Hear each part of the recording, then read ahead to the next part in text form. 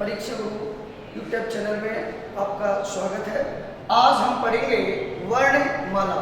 देखिए वर्णमाला क्या होती है, वर्णमाला किसे कहते हैं, वर्ण क्या होता है। सबसे पहले जानिए वर्ण। इनकी भाषा की सबसे छोटी इकाई, भाषा की सबसे छोटी इकाई ध्वनि होती है और इस ध्वनि को हम वर्ण कहते हैं। भाषा की सबसे छोटी इकाई क्या होती है, ध्वनि, और इस ध्वनि को क्या बोलते हैं, वर्ण। क्वेश्चन पूछा है आपसे कि भाषा की सबसे छोटी इकाई क्या होती है, वर्ण। क्या होती है, वर्ण। आगे अब वर्णमाला किसे कहते हैं, तो वर्णमाला किसे कहते हैं, वर्णों के व्यवस्थित क्रम को वर्णमाला कहते हैं। जैसे अ आ इ उ ऊ, जो सीक्वेंस में लिखा है, क्रम में लिखा है, छोटा बड़ा, वो कहलाती है वर्णमाला। वर्णों के व्यवस्थित क्रम को वर्णमाला कहते हैं। अब नेक्स्ट पॉइंट कि हिंदी वर्णमाला में कुल वर्ण कितने होते हैं, तो हिंदी वर्णमाला में कुल 52 वर्ण होते हैं, 52 वर्ण होते हैं। ये क्वेश्चन कई बार पूछा जा चुका है कि हिंदी वर्णमाला में कुल वर्ण कितने होते हैं, 52। आगे देखिए कि हिंदी वर्णमाला को कितने भागों में बांटा गया है, कि हिंदी वर्णमाला को कितने भागों में बांटा गया है। क्वेश्चन आता है कि हिंदी वर्णमाला को कितने भागों में बांटा गया है, 2 भागों में बांटा गया है। नंबर 1 स्वर और दूसरा व्यंजन। अब हम आगे पढ़ेंगे कि स्वर किसे कहते हैं। तो सबसे पहले देखिए स्वर क्या होते हैं, स्वर को जानने का प्रयास करें। स्वर किसे कहते हैं, जो वर्ण स्वतंत्र रूप से बोले जाते हैं वो स्वर कहलाते हैं। जो वर्ण स्वतंत्र रूप से बोले जाते हैं, बिना किसी दूसरे स्वर्ण की सहायता से बोले जाते हैं, वो क्या कहलाते हैं, स्वर। अर्थात जो वर्ण स्वतंत्र रूप से बोले जाते हैं वो स्वर होते हैं। अब स्वर कितने प्रकार के हैं, क्वेश्चन पूछा जाता है कि स्वर कितने प्रकार के होते हैं। तो स्वर जो है हमारे 3 प्रकार के होते हैं। स्वर कितने प्रकार के होते हैं, 3 प्रकार के होते हैं। एक तो ये ध्यान रखना, नंबर 1 लघु या मूल स्वर, नंबर 2 दीर्घ स्वर, और नंबर 3 प्लुत स्वर। लघु स्वर किसे कहते हैं, मूल स्वर किसे कहते हैं, जिन स्वरों का उच्चारण करने में सबसे कम समय लगता है वो कहलाते हैं लघु स्वर। फिर से एक बार देखिए, जिन स्वरों का उच्चारण करने में सबसे कम समय लगता है वो क्या कहलाते हैं, लघु स्वर या मूल स्वर। और जिन स्वरों का उच्चारण करने में लघु स्वर से अधिक समय लगता है वो मूल स्वर कहलाते हैं, दीर्घ स्वर कहलाते हैं। क्या कहलाते हैं, दीर्घ स्वर। और जिन स्वरों का उच्चारण करने में दीर्घ स्वर से भी अधिक समय लगता है वो प्लुत स्वर कहलाते हैं। जैसे मैया, भैया, दैया, ये क्या है, प्लुत स्वर। मूल स्वर किसे कहते हैं, फिर से एक बार देखिए, जिन स्वरों का उच्चारण करने में सबसे कम समय लगता है वो मूल या लघु स्वर कहलाते हैं। और दीर्घ स्वर किसे कहते हैं, जिन स्वरों का उच्चारण करने में लघु या मूल स्वर से भी अधिक समय लगता है वह दीर्घ स्वर कहलाते हैं। और प्लुत स्वर किसे कहते हैं, जिन स्वरों का उच्चारण करने में कहा जाता है दीर्घ स्वर से भी अधिक समय लगता है वह प्लुत स्वर कहलाते हैं। अब देखिए स्वर कौन कौन से होते हैं, स्वर हैं कौन कौन से, देखिए अ आ इ ई उ ऊ ऋ ए आई ओ औ, यानी कि जो स्वर है, स्वर को विभिन्न पेपर में आता है, क्वेश्चन पूछा जाता है भाई स्वर कितने होते हैं, तो आपको ध्यान रखना है स्वर कितने होते हैं। देखिए गिनिए फिर से, 1 2 3 4 5 6 7 8 9 10 11। तो आपसे क्वेश्चन है कि स्वर कितने होते हैं, तो स्वर कितने होते हैं, 11। स्वर कितने होते हैं, 11। अब देखिए अंग और आ, ना तो ये पूर्ण रूप से स्वर है और ना ही व्यंजन है, इसीलिए इनको अयोगवाह स्वर कहा जाता है। तो आपसे पेपर में आ चुका है, कई बार क्वेश्चन पूछे जा चुके हैं कि अयोगवाह स्वर कौन कौन से होते हैं। तो अंग आ, यानी कि इनको नपुंसक स्वर भी कहते हैं। आपसे पूछ लिया, अभी हरियाणा में टेट में आया था कि नपुंसक स्वर किसे कहते हैं, तो कौन से होते हैं, अंग और आहा, इनको हम अयोगवाह स्वर कहते हैं। तो अयोगवाह स्वर होता क्या, इसकी परिभाषा जानिए, यानी कि ना तो ये पूर्ण रूप से व्यंजन होते हैं और ना ही ये स्वर होते हैं, इसीलिए इनको अयोगवाह स्वर कहते हैं। अब स्वर देखिए पेपर में आपसे क्वेश्चन पूछ लिया जाए भाई स्वर कितने हैं तो 11, और पूछे कुल स्वर कितने हैं, यानी कि अंग और आह को भी हम जोड़ देते हैं तो कुल स्वर कहे। आपसे क्वेश्चन में अगर ये कहे कि कुल स्वर कितने हैं तो कितने हैं 13, और पूछे स्वर कितने हैं तो 11। स्वर कौन कौन से होते हैं एक बार देखिए, अ आ इ ई उ ऊ ऋ, ए ऐ ओ औ, ये हमारे स्वर। और अयोग्य स्वर कौन से, अंग और आहा। नेक्स्ट आगे हम बढ़ते हैं। अब जो स्वर हमारे बांटे गए थे ये 3, देखिए मूल स्वर, पेपर में आता है मूल स्वर। भाई मूल स्वर किसे कहते हैं, क्वेश्चन आपसे पूछ लिया जाए कि मूल स्वर कौन से होते हैं और मूल स्वर कितने होते हैं। ध्यान से देखिए मूल स्वर क्या है, देखिए छोटा, छोटी और छोटा ऊ और ऋ, यानी कि जो मूल स्वर है आपके वो कितने हैं 4, छोटा, छोटी, छोटा ऊ और ऋ, यानी कि जो मूल स्वर हैं वो कौन कौन से हैं, यानी कि आ और ई और ऊ और ऋ, यानी कि छोटा किसी दूसरे स्वर से मिलकर नहीं बना है। ठीक है, अब देखिए क्वेश्चन आपसे पूछ लिया जाए कि मूल स्वर कौन कौन से होते हैं, ये बहुत इंपॉर्टेंट पॉइंट है, आ चुका कई बार पेपर में कि छोटा, छोटी, छोटा ऊ और ऋ। एक तो क्वेश्चन ये बनेगा कि कौन सा मूल स्वर नहीं है, वो आपको जरूरी याद करना है कि मूल स्वर 4 होते हैं, छोटा, छोटी, छोटा ऊ और ऋ। ठीक है, आगे देखिए कितने होते हैं 4। आपसे जब क्वेश्चन पूछे कि मूल स्वर कितने हैं वो आंसर बताना है 4, कितने होते हैं 4। ठीक है, अब आता है दीर्घ स्वर, यानी कि दीर्घ स्वर दो सजातीय स्वरों से मिलकर बना होगा। दीर्घ स्वर क्या होता है, 2 सजातीय स्वरों से मिलकर बनता है, जैसे छोटा आ प्लस आ मिलकर के बनता है बड़ा आ, यानी कि छोटी ई प्लस छोटी ई मिलकर के बनती है बड़ी ई, यानी कि छोटा ऊ प्लस छोटा ऊ मिलकर के बनता है बड़ा ऊ। तो यानी कि आपसे पूछे कि दीर्घ स्वर कौन कौन से हैं, तो बड़ा आ और बड़ी ई और बड़ा ऊ, यानी कि दीर्घ स्वर आपसे पूछे तो कितने हैं 3, और मूल स्वर आपसे पूछे तो कितने हैं 4। मूल स्वर कितने हैं 4 और दीर्घ स्वर कितने हैं 3। अब एक होता है संयुक्त स्वर। भाई संयुक्त स्वर क्या होता है, 2 भिन्न स्वरों से मिलकर बनते हैं, उनको बोलते हैं स्वर, संयुक्त स्वर। देखिए छोटा प्लस छोटी मिलकर के बनता है छोटी ए, यानी कि दूसरा छोटा प्लस छोटी है मिलकर के बनता है बड़ी ए, छोटा प्लस छोटू मिलकर के बनता है छोटा औ, छोटा प्लस छोटा मिलकर के बनता है यानी कि बड़ा औ। ये हमारे जो कहलाते हैं ये हमारे संयुक्त स्वर। तो एक क्वेश्चन बनता है कि संयुक्त स्वर कौन कौन से होते हैं, तो संयुक्त स्वर हमारे कौन कौन से हैं, छोटी है, बड़ी है, छोटा औ और बड़ा औ। ये हमारे डिफरेंट यानी कि डिफरेंट स्वर से मिलकर बनते हैं, तो इनको हम बोलते हैं संयुक्त स्वर। तो पहला क्वेश्चन फिर से देखिएगा, आपसे जब पेपर में आए कि स्वर कितने प्रकार के होते हैं तो आप ध्यान रखना स्वर कितने प्रकार के होते हैं 3, यानी कि लघु या मूल स्वर, दूसरा आपका दीर्घ स्वर और तीसरा आपका पृथु स्वर। जब स्वर पूछे कितने प्रकार के होते हैं तो आपसे बताना है आपको 3 प्रकार के। ठीक है, नेक्स्ट मूल स्वर पूछे कितने होते हैं तो मूल स्वर होते हैं 4। कौन कौन से होते हैं, छोटी, छोटा, छोटी, छोटा ऊ और ऋ। आपसे पूछे दीर्घ स्वर कौन कौन से हैं तो बड़ा आ, बड़ी ई और बड़ा ऊ। एक पेपर में ऐसे करके आएगा कि कौन सा मूल स्वर नहीं है तो आपको ये 4 याद करने हैं, और कौन सा दीर्घ स्वर है तो याद रखने हैं। और आपसे पूछे संयुक्त स्वर कौन कौन से हैं तो इनको याद रखना, संयुक्त स्वर 4 हो गए, दीर्घ स्वर 3 हो गए, और मूल या लघु या ह्रस्व स्वर पूछे वो आपके 4 हैं। आगे हम बात करते हैं कि इन स्वरों का उच्चारण कहां से होता है, तो एक तो आता है उच्चारण स्थान।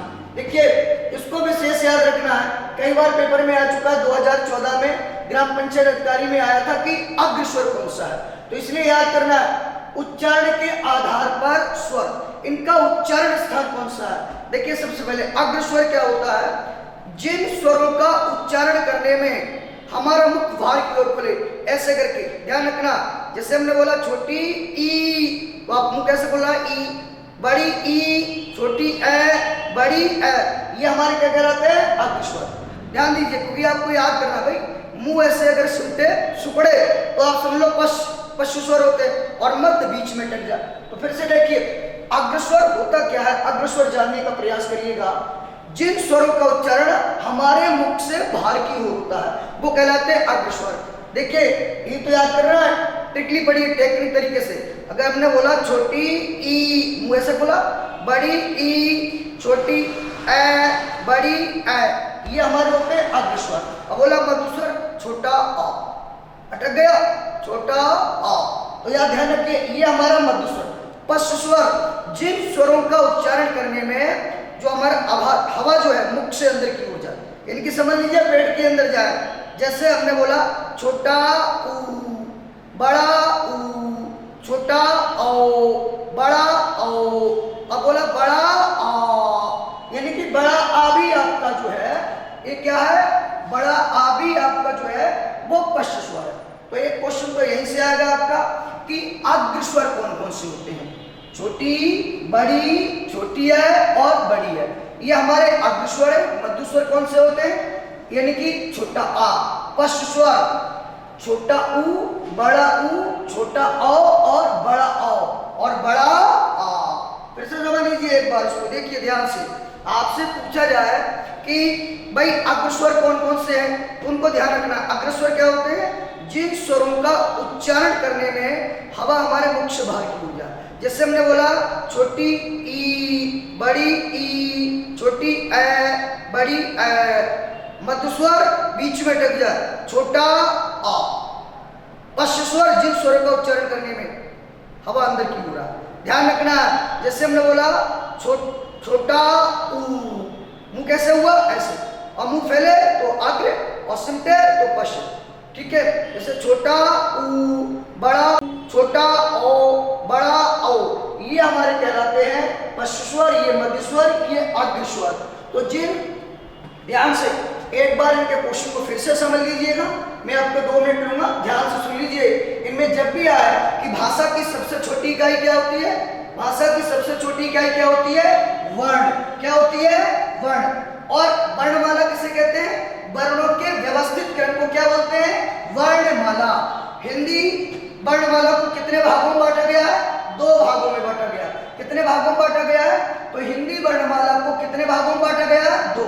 और हिंदी वर्णमाला में जो कुल वर्ण है वो कितने हैं, 52। ध्यान रखना है। अब आ जाए स्वर, जो वर्ण स्वतंत्र रूप से बोले जाते हैं वो स्वर कहलाते हैं। और स्वर कितने प्रकार के होते हैं, 3 प्रकार के। ध्यान रखना, मूल या लघु या ह्रस्व स्वर, एक ही बात है, दीर्घ और दीर्घ स्वर। ध्यान रखिएगा, आपसे पूछ ले स्वर कितने होते हैं तो बताना है 11। स्वर कितने होते हैं, 11। और पूछे कुल स्वर कितने होते हैं तो कितने होते हैं, 13। आपसे मूल स्वर पूछे तो कितने होते हैं, 4। आपसे दीर्घ स्वर पूछे तो बताइएगा 3। और आपसे संयुक्त स्वर पूछे तो कितने होते हैं, 4। अब इनका उच्चारण स्थान, उच्चारण स्थान कहाँ, यानी कि जो स्वर है वो कहाँ से बोले जाते हैं, ये पेपर में जरूर आते हैं। आज के पेपर में यही आने लगे हैं। सबसे पहले देखिए, हमने बोला यानी कि आ, ये हमारा कंठ है, जिससे हम बोलेंगे, प्रोनाउंसिएशन करेंगे, बोलेंगे आ, जिससे लाउड स्पीकर वाइब्रेट होता है। उंगली रख के देखिएगा, बोल के देखिएगा, आ हो रहा है वाइब्रेट। ऐसे ही ये हमारे कहलाते हैं कंठ स्वर। और छोटी और बड़ी हमारी जीभ तालू से लगेगी, बोल के देखिए, छोटी और बड़ी ई, ये हमारे तालव्य स्वर कहलाते हैं। और छोटा और बड़ू ये हमारे ओष्ठ स्वर, जैसे छोटा ऊ, बड़ा ऊ, यानी कि ये ओष्ठ स्वर है। ऋ बहुत पूछा जाता है, ये हमारा मूर्धन स्वर है, ये संस्कृत का स्वर है। ऋ यानी कि ऋ, ये मूर्धन स्वर है। ए, ये कंठ तालव्य, आजकल एग्जाम में यही आ रहे हैं टिपिकल, इनको याद करना है। तो ए, यानी कि ये हमारे कंठ तालव्य। ओ, औ, ये कंठ ओष्ठ स्वर है। ओ, औ, कंठ और ओष्ठ से, ओ, औ, यानी कि कंठ और औ, ओष्ठ से, ओ, औ, कंठ और तालव्य, कंठ तालव्य स्वर।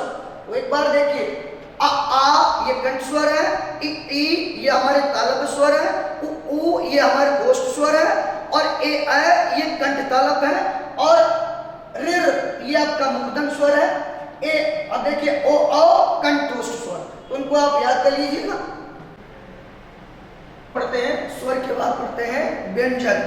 तो स्वर के बाद व्यंजन क्या होते हैं, ठीक है।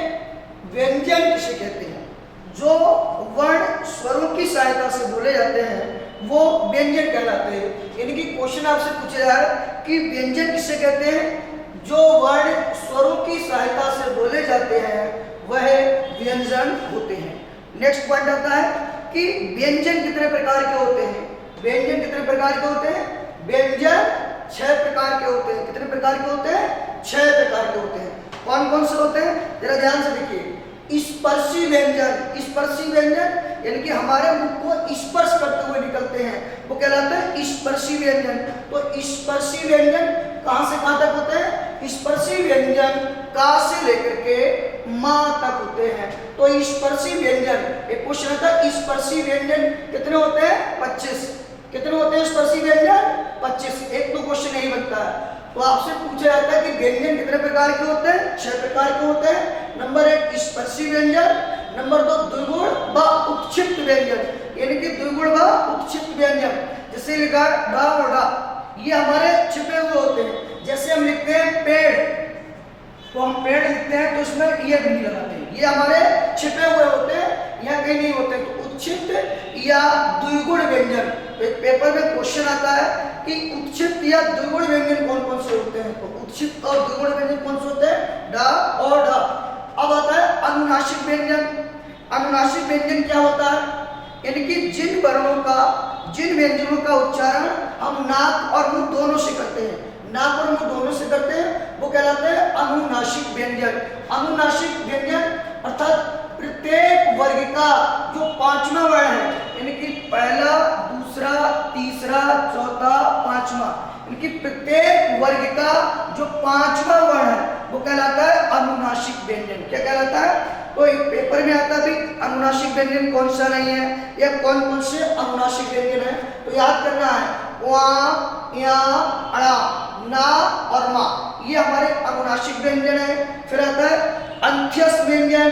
अंत्यस्थ व्यंजन कौन सा होता है? या, रा, ला, वा। इसके बाद में ऊष्म या संघर्षी व्यंजन। तो ऊष्म यानी कि संघर्षी व्यंजन कितने होते हैं? 4 है। शा, सा, सा, हा। इसके बाद में संयुक्त व्यंजन, यानी कि संयुक्त व्यंजन किसे कहते हैं? 2 भिन्न व्यंजनों को मिलकर जो व्यंजन बनते हैं उनको बोलते हैं संयुक्त व्यंजन। छा, त्रा, ज्ञा और श्रा। इसके बाद में देखिए, जब आपसे पूछ लिया जाए, एग्जाम में पूछे कि व्यंजन कितने प्रकार के होते हैं, तो 6 प्रकार के। कौन कौन से होते हैं? ध्यान से सुन लीजिए कौन कौन से होते हैं। नंबर 1 स्पर्शी व्यंजन, नंबर 2 द्विगुण या उत्क्षिप्त व्यंजन, नंबर 3 अनुनासिक व्यंजन, नंबर 4 आपसे अंत्यस्थ व्यंजन, और नंबर 5 आपके ऊष्म या संघर्षी व्यंजन, और नंबर 6 संयुक्त व्यंजन। आज हम पढ़ेंगे। फिर देखिए, अब हम पढ़ने जा रहे हैं, आगे ध्यान से सुन लीजिए।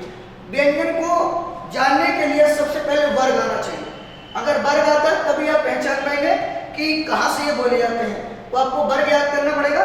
मेरे साथ एक बार बोलिए, ध्यान से सुनिए।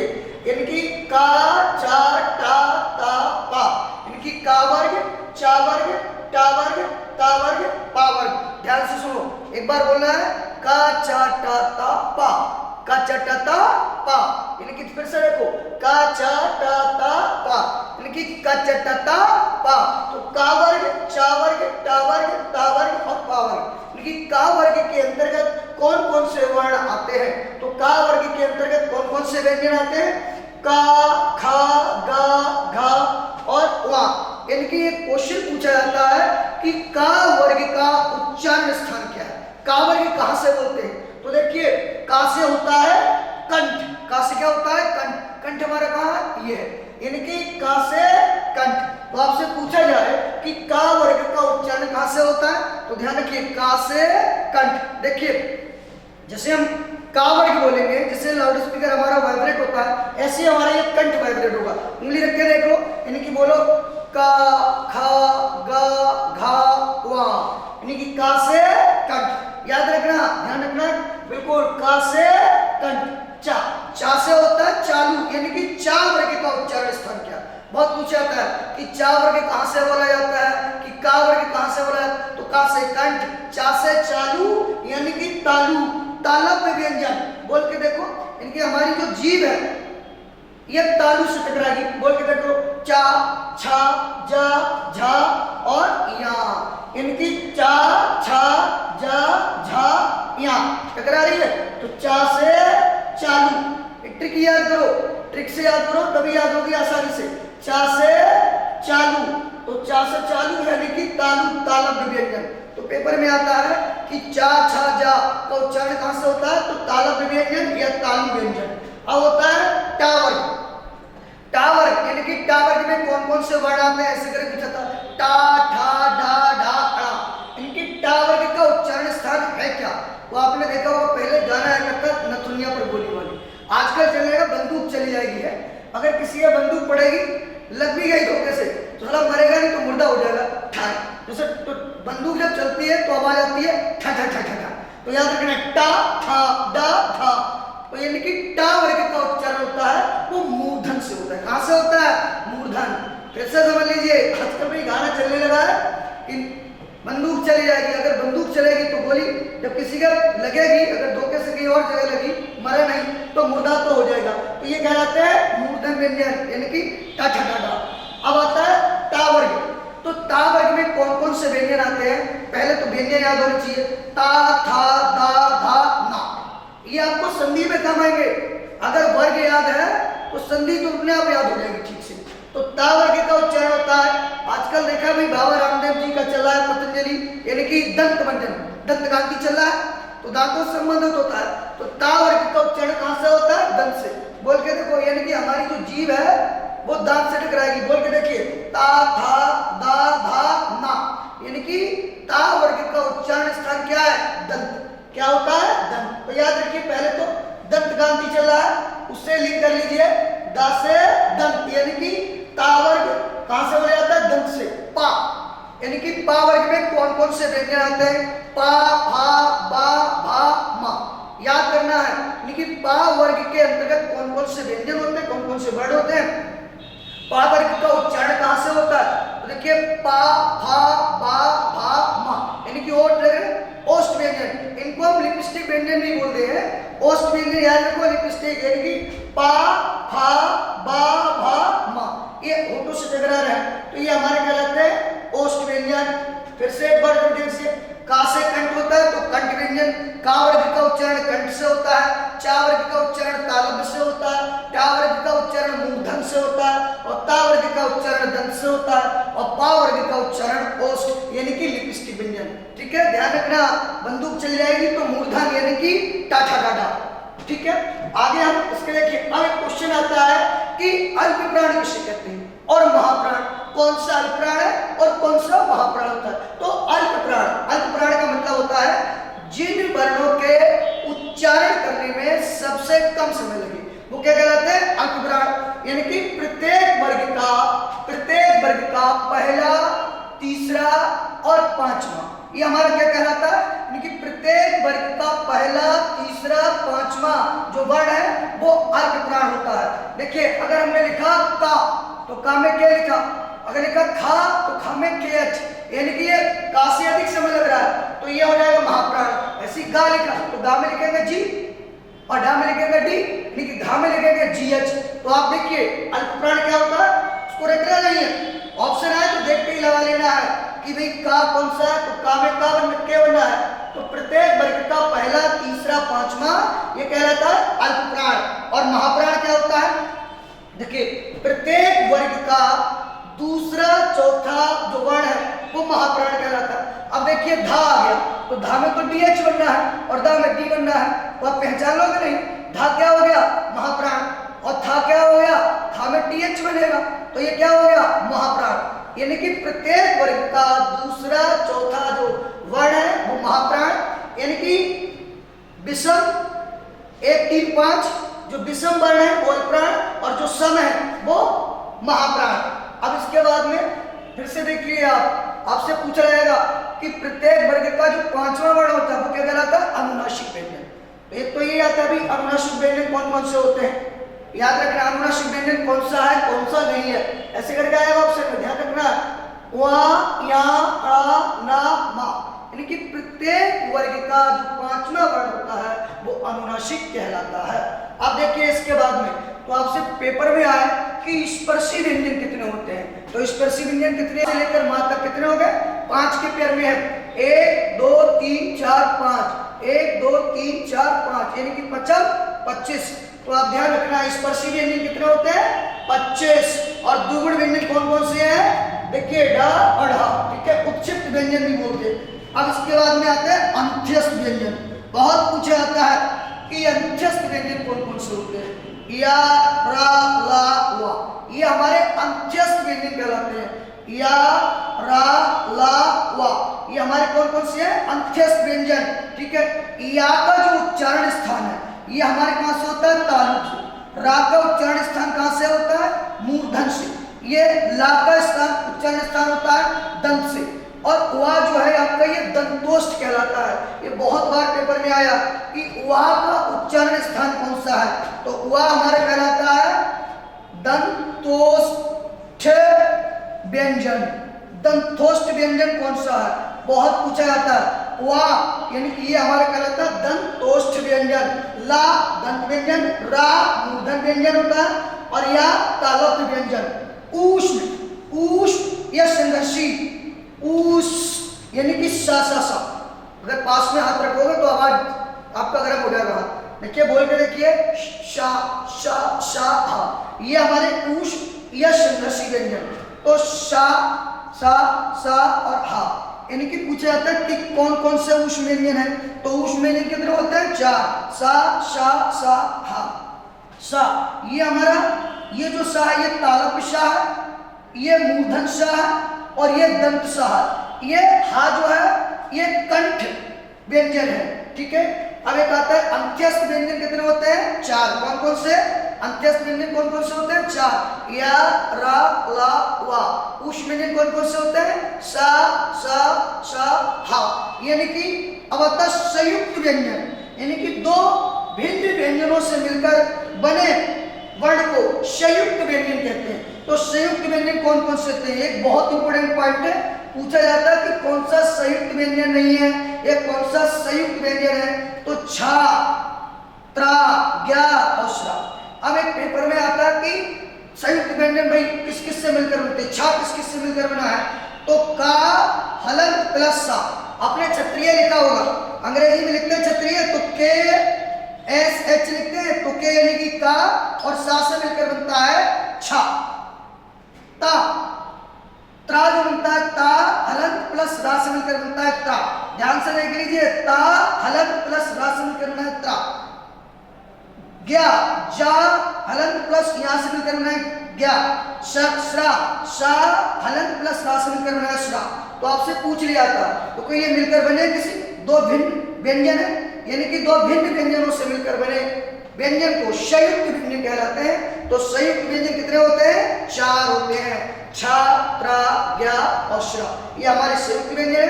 अंत्यस्थ व्यंजन या रा हुआ और ऊष्म व्यंजन सा सा सा हा यानी कि 4 अंत्यस्थ व्यंजन है, 4 ऊष्म व्यंजन है और 4 आपके संयुक्त व्यंजन है। अब पेपर में आए भी व्यंजन कितने होते हैं, तो 25 तो ये हो गए 25 और 4 यानी कि अंत्यस्थ और ऊष्म 4 और 4 8, 4 और 4 कितने हो गए 8, 25 और 8 33। आपसे पेपर में आया कि व्यंजन कितने होते हैं, तो व्यंजन आंसर लगाने 33। या तो ऑप्शन में 33 होगा या 35 में आएंगे, ये द्विगुण व्यंजन भी जोड़ लेंगे तब हो जाएंगे 35। ये तो पेपर में आंसर आपसे पूछे व्यंजन कितने होते हैं तो 33 और कुल व्यंजन पूछे तो 37 या 39। 37 कैसे होंगे 25, 4 अंत्यस्थ व्यंजन, 4 ऊष्म व्यंजन और 4 संयुक्त। 4 4 8 और 4 12, 12 और 25 37 और द्विगुण ये जोड़ दिए तो कितने हो गए 39। तो आपसे पूछे व्यंजन कितने हैं तो आंसर लगाना 33 और कुल व्यंजन पूछे तो 37 या 39। अगर ऑप्शन में 37 हो तो 37, अगर 39 हो तो 39 और व्यंजन पूछे कितने तो 33 या 35, कोई एक लगाएंगे ऑप्शन में, ठीक है। 33 और 35 दोनों दिया हो तो लगाएंगे 33, ठीक है। अब देखिए अर्धस्वर कौन से हैं, पेपर में आता है भाई अर्धस्वर कौन कौन से होते हैं, तो या और वा ये हमारे अर्धस्वर कहलाते हैं। कई बार पेपर में पूछा चुका है, अभी आया था टेट के पेपर में, पिछली बार आया था, ठीक है। ध्यान से सुनना है क्योंकि ये वर्णमाला से कांस्टेबल, यूपीएसआई, टेट और सीटेट ये एग्जाम में जरूर आता है, यूपी का हर एग्जाम में पूछा जाता है। तो आपसे पूछ लिया अर्धस्वर कौन कौन से या और वा, और पार्श्विक स्वर कौन कौन से होते हैं, पार्श्विक स्वर कौन सा ला। ला जो आपका है पार्श्विक व्यंजन है, ला आपका पार्श्विक व्यंजन है, ला पार्श्विक व्यंजन है। और लुंठित व्यंजन यानी कि लुंठित व्यंजन कौन कौन से आपके? लुंठित व्यंजन रा, ये आपका लुंठित व्यंजन है। अब ला आपका पार्श्विक व्यंजन है और या व ये आपके अर्ध स्वर है। अब देखिए एक बार इसको एक नजर में फिर से जरा ध्यान देखिए, बहुत इंपॉर्टेंट चीजें जो मैंने लिखी है नीचे, इसको याद करना है। इसी कॉन्सेप्ट बेस्ड है, आपको कॉन्सेप्ट क्लियर कर लीजिए एक बार। तो देखिए आ और कावर और हा, यानी कि आ और का खा गा घा वा, ये कावर और आ, छोटा और बड़ा और हा का जो उच्चारण स्थान है वो कंठ से होता है। इसको भूलना जाए, यही आएगा पेपर में, यही से पूछा जाएगा क्वेश्चन, वो टिपिकल आने लगे अब आजकल, ठीक है। छोटी और बड़ी और चावर्ग और या और सा, इनका जो उच्चारण है ध्यान रखना, या का उच्चारण स्थान बहुत पूछा जाता है, शा से संयम वाले शा का उच्चारण, तो ये तालब है, छोटी और बड़ी ये तालब, और चा से चालू और ता से तालू होता ही है। रेर ये मूर्धन, रेर और टावर और रा और शा, ये देख लो बहुत इंपॉर्टेंट चीजें ये लिखी। तो यानी कि रा और शा, टावर और रेर ये हमारे मूर्धन व्यंजन होते हैं। अब ला और शा, सफेरा वाला सा और तावर, यानी कि ला शा और तावर का जो उच्चारण स्थान है वो क्या दंत से होता है। पावर का जो उच्चारण स्थान है वो ओष्ठ से होता है। और आपका एक जो आता है बहुत इंपॉर्टेंट मैंने बताया था कि वा, तो जो वा है ये आपके दंतोष्ठ है, दंतोष्ठ व्यंजन, ये बहुत आता है कि वा का उच्चारण स्थान कौन सा है? दंतोष्ठ है, इसको याद कर लीजिए, ठीक है। तो व्यंजन आपसे जो पूछे जाए वो हमारे कितने होते हैं? व्यंजन के प्रकार पूछे 6 है, ठीक है। व्यंजन किसे कहते हैं? जो वर्ण स्वतंत्र, जो वर्ण स्वरों की सहायता से बोले जाते हैं वो व्यंजन कहलाते हैं। वर्णमाला को एक नजर में पढ़ते हैं, ठीक है। जो हमने पिछले पढ़ा था उसी को दोबारा फिर बताने जा रहे हैं, वो भी वर्णमाला एक नजर में। आपसे पेपर में पूछे विविध स्वर कितने होते हैं? तो 11। अगर पूछे कुल स्वर कितने होते हैं? तो 13, यानी कि 2 अयोगभाव स्वर कौन कौन से होते हैं? वो अंग आह, उसको मिलाकर कुल जो स्वर हो गए वो 13। लेकिन पेपर में आए स्वर कितने? तो आंसर लगाना 11 और कुल स्वर पूछे तो 13। अब आते हैं स्पर्शी व्यंजन, पेपर में आ जाए स्पर्शी व्यंजन कितने होते हैं? तो 25। कौन कौन से हैं? का से लेकर के मा तक, यानी कि हमारे स्पर्शी व्यंजन कहलाते हैं। अब पूछे द्विगुण व्यंजन या उत्क्षिप्त व्यंजन कितने? ये 2 है, ड और ढ, ये हमारे उत्क्षिप्त व्यंजन है। अब पूछे अंत्यस्थ व्यंजन कितने होते हैं? 4। कौन कौन से होते हैं? या, रा, ला, वा, ये हमारे अंत्यस्थ व्यंजन है। आपसे पूछे ऊष्म व्यंजन या संघर्षी व्यंजन कौन कौन से होते हैं? तो सा, सा, सा, हा, ये हमारे ऊष्म या संघर्षी व्यंजन है। संयुक्त व्यंजन आपसे पूछे कौन कौन से होते हैं? तो संयुक्त व्यंजन कितने होते हैं? 4, यानी कि छा, त्रा, ज्ञा और श्रा, ये हमारे कितने होते हैं? 4। अब आपसे पूछे कि हिंदी वर्णमाला में कुल वर्ण, अब इनको आप एक बार जोड़ लीजिएगा, टोटल इनको हम मिला लेंगे तो हिंदी वर्णमाला में टोटल जो वर्ण होते हैं, कुल जो वर्ण होते हैं वो 52 होते हैं। देखिए फिर से एक बार, स्वर कितने होते हैं? 11, कुल स्वर 13, व्यंजन पूछे तो 33 या 35, यानी कि 25 और 8 25, और आप देखिए 4 और 4 8, 25 और 8 33। अगर इसमें द्विगुण और जोड़ दें तो 33 या 35, लेकिन ऑप्शन में आपके पेपर में दोनों आ जाए, 2 ऑप्शन हो 33 या 35, तो आंसर 33 लगाइएगा। अब आपसे पूछ ले कुल व्यंजन कितने होते हैं? तो 37 या 39। 37 कैसे? 25, 4 4 8 और 4 12, 12 और 25 हो गए आपके 37, और द्विगुण व्यंजन ये भी जोड़ दिए जाए तो हो गए 39। अब ऑप्शन में कुल व्यंजन कितने हैं? तो ऑप्शन 37 भी हो सकता है, तो 39, तो आंसर लगाइए 39। और कुल वर्ण पूछे तो कितने होते हैं? 52। अब देखिए पिछले जो हम पढ़े थे उनमें फिर से दोबारा आते हैं, यानी कि स्वर, अर्धस्वर, तो अर्धस्वर कौन कौन से होते हैं? या और वा, ये पेपर में आ चुका है। या का उच्चारण स्थान होता है तालव्य और वा का उच्चारण स्थान होता है दंत ओष्ठ, ये बहुत पूछा जाता है पेपर में, दंत ओष्ठ। पार्श्विक व्यंजन कौन सा होता है? ला, और ला का उच्चारण स्थान होता है दंत। लुंठित व्यंजन रा, रा, यानी कि ये लुंठित व्यंजन है, रा और ऋ ये हमारे कहलाते हैं मूर्धन व्यंजन, ठीक है।